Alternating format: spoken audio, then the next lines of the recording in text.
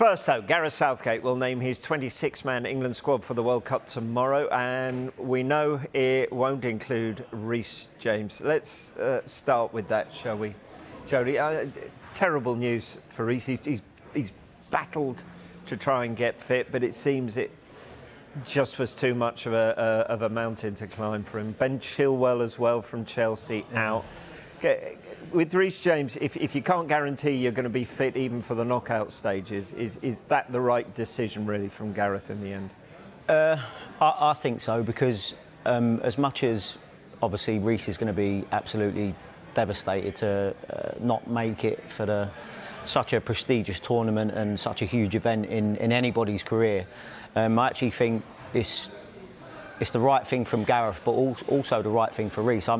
I messaged Reece instantly when it first happened and said, listen, make sure you don't come back too early just to make yourself fit for the World Cup. You've got another 15, 16 years ahead of you. He'll have opportunities to play in other tournaments, but you do have to make sure that when someone's so young and they've got the rest of their career ahead of them, they don't cause themselves further damage by trying to be ready in time for a tournament that maybe comes too quick, and then has a kind of the ripple effect that will maybe affect him later on in his career. So devastating news for Reece. I'm absolutely gutted for him, because I think he starts every game for England if he was fit. But it looks like it's the right thing for him from a fitness aspect and a physical aspect, and also for Chelsea and England long term.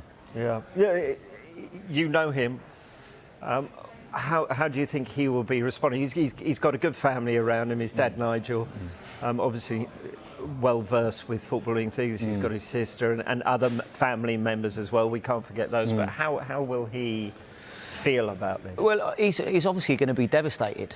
But you're right. That's when you need a good support network. And obviously, you mentioned in Nigel, and obviously his mum and his sisters and brothers. They'll be all wrapped round him to make sure that he's feeling better. But at this present time, there's not really too much that you can say. Sometimes you just have to take it on the chin that it's not your time, the timing's off. And then he'll get the right support from Chelsea as well. I'm sure Graham Potter and all the staff at Chelsea are lending their support. And let's not forget that he's on a process of trying to make sure that he's fit for the rest of his career as well. So as much as it will hurt him, and he'll be devastated, sometimes you have to take these on the chin, and someone with his mentality will do, because it will hurt him more because of how much he wants to succeed and perform at the top tournaments. And I mean, he wants to become the best right back in the world, so you may not get an opportunity to do that if you don't play at World Cups and show that you can do it on the main stage. But I have no doubt that he'll have plenty of opportunities to prove for England and Chelsea in the future that he is going to be one of the best right-backs in the world, if not if. Yeah. He already is. Yeah. Hey, Ben Chilwell as well. I mean, this is the second season running. Chelsea have had injuries at the same time to both their wing-backs, full-backs, whatever you want to call them. Is that simply just bad luck? And how tough is that on Ben Chilwell as well, having come back from a nasty injury, picked up in the Champions League last season, now he's picked up another one in a dead rubber game in the Champions League this season?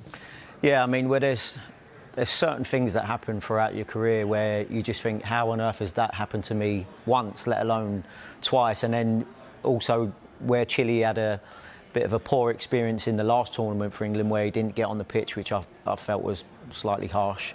And he'd been playing well for Chelsea, albeit he'd been in a little bit in and out of the team of late. You have to say that performing well, Ben Chilwell has a massive chance of starting at fullback, I think. So yeah, devastated for him as well. Another good lad, and again, he's got the process of realising that, listen, the timing ain't right again, and I'm missing out. But again, he has to look after his body, because it's not the first fairly significant injury that he's had. So they need to make sure that which I'm sure all the medical staff will at Chelsea in England, and they'll give him all the support that he needs to make sure that he comes back to his best.